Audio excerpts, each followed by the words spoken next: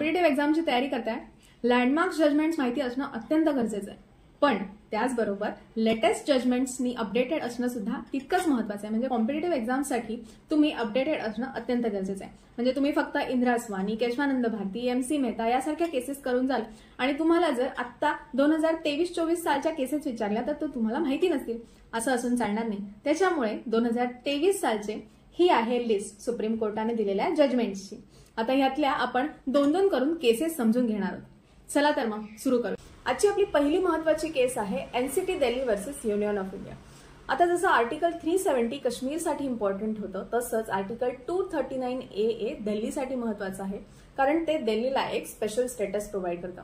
Article 239AA makes Delhi a national capital territory of India and it also describe it's governing structure.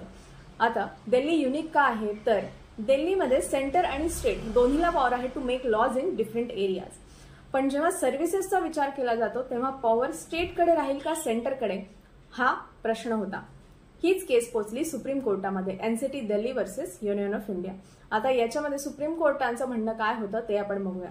ज्याच्यामध्ये supreme कोर्टाने असं सांगितलं की दिल्लीमधल्या सगळ्या सर्व्हिसेस विषयीचे कायदे करण्याचा अधिकार दिल्लीच्या डिरेक्टली इलेक्टेड गव्हर्नमेंट म्हणजेच दिल्लीच्या स्टेट गव्हर्नमेंटकडे राहील, except 3 areas: police, public order and land. या 3 विषयीचे कायदे करण्याचा अधिकार राहील सेंट्रल गव्हर्नमेंटकडे. ओके, आता सुप्रीम कोर्टाने काय केलं, सेंट्रल गव्हर्नमेंटकडची पॉवर काढून स्टेट गव्हर्नमेंटकडे दिली.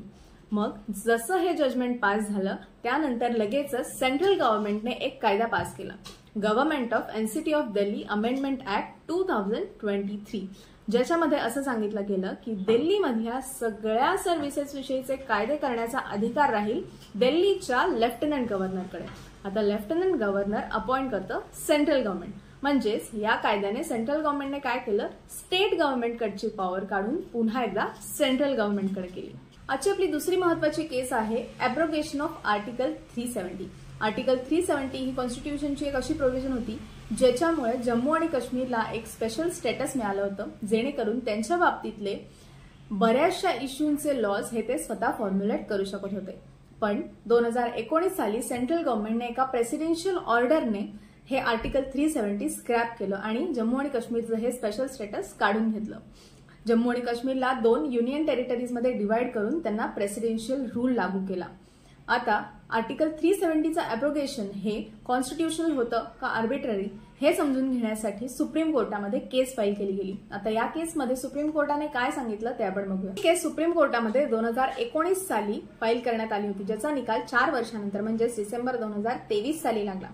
ही केस ऐकण्यासाठी सुप्रीम कोर्टाची 5 जजेसची बेंच कॉन्स्टिट्यूट करण्यात आली होती, ज्यांनी 5 महत्वाच्या गोष्टी सांगितल्या. पहिली म्हणजे आर्टिकल 370 ही नेहमीच एक टेम्पररी प्रोव्हिजन होती.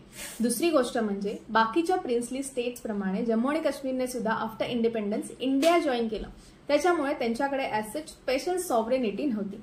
तिसरी गोष्ट म्हणजे ॲब्रोगेशन ऑफ आर्टिकल 370 वॉज करेक्ट, पण इलेक्शन कमिशन जम्मू आणि काश्मीरमध्ये असेंब्ली इलेक्शन्स घेऊन त्यांचं स्टेटहुड त्यांना परत करेल.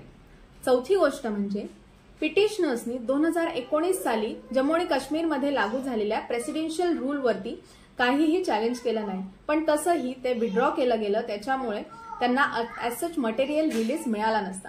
आणि 5वी गोष्ट म्हणजे जस्टिस कौल यांनी जम्मू आणि काश्मीरसाठी एक impartial truth and reconciliation commission form करण्यास सांगितलं, जेणेकरून 1980 पासून जम्मू आणि काश्मीरमध्ये झालेल्या ह्युमन राईट्स व्हायोलेशन, जे की ऍक्टर्स आणि नॉन ऍक्टर्स होते, त्यांच्याकडून झालेल्या ह्युमन राईट्स व्हायोलेशन वरती इंडिया आपल्या काय रिकन्सिलिएशन मेथड्स वापरणार आहे हे बघेल. ओके, आजच्या पुरता एवढं बास झालं, कारण अति तिथे माती यावर विश्वास ठेवणाऱ्यातली मुलगी.